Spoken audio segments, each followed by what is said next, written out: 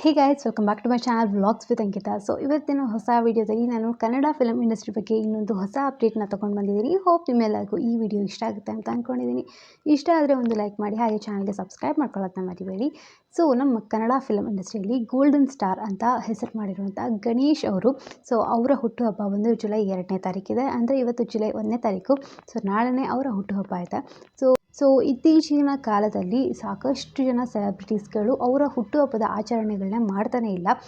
ಪ್ರತಿ ಸತಿನೂ ಅಷ್ಟೇ ಎಷ್ಟೋ ಜನ ದೊಡ್ಡ ದೊಡ್ಡ ಸೆಲೆಬ್ರಿಟೀಸ್ ಎಲ್ಲರೂ ಹುಟ್ಟುಹಬ್ಬ ಇನ್ನೇನು ಬರುತ್ತೆ ಅನ್ನೋ ಟೈಮಲ್ಲಿ ಒಂದು ಪೋಸ್ಟ್ ಹಾಕ್ಬಿಟ್ಟು ಅವರ ಅಭಿಮಾನಿಗಳೆಲ್ಲರಿಗೂ ತಿಳಿಸ್ತಾ ಇದ್ದಾರೆ, ಈ ಸತಿ ನಾವು ಇರೋದಿಲ್ಲ ಅಥವಾ ಮಾಡ್ಕೊಳ್ಳೋಕೆ ಇಷ್ಟ ಇಲ್ಲ ಬರ್ಡೇನ. ಸೊ ಯಾರು ಇಲ್ಲಿ ತನಕ ಅವರ ಮನೆ ತನಕ ಹೋಗಿ ಸುಮ್ಮನೆ ಟೈಮ್ ವೇಸ್ಟ್ ಮಾಡ್ಕೋಬೇಡಿ ಅಂತ ಎಷ್ಟೋ ಜನ ಸೆಲೆಬ್ರಿಟೀಸ್ಗಳು ಹಾಕ್ತಿರ್ತಾರೆ.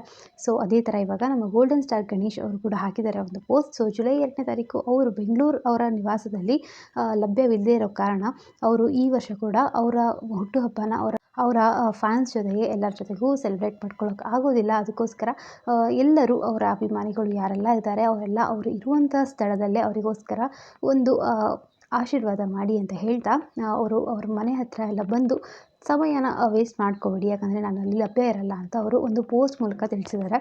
ಸೊ ಇದು ಇವಾಗ ಗೋಲ್ಡನ್ ಸ್ಟಾರ್ ಗಣೇಶ್ ಅವರು ಹಾಕಿರೋದು. ಸೊ ಸಾಕಷ್ಟು ಜನ ಹೀಗೆ ಹಾಕ್ತಿದ್ದಾರೆ, ಯಾಕೆ ಅಂತ ಗೊತ್ತಿಲ್ಲ.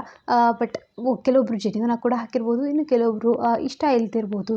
ಸುಮ್ಮನೆ ಎಲ್ಲ ಗ್ಯಾದ್ರಿಂಗ್ ಮಾಡಿಕೊಂಡು ಅಲ್ಲಿ ಜನ ಜಾಸ್ತಿ ಆದರೆ ಯಾಕಂದರೆ ಪ್ರಾಬ್ಲಮ್ ಇರುತ್ತೆ ಅವ್ರಿಗೂ ಕೂಡ.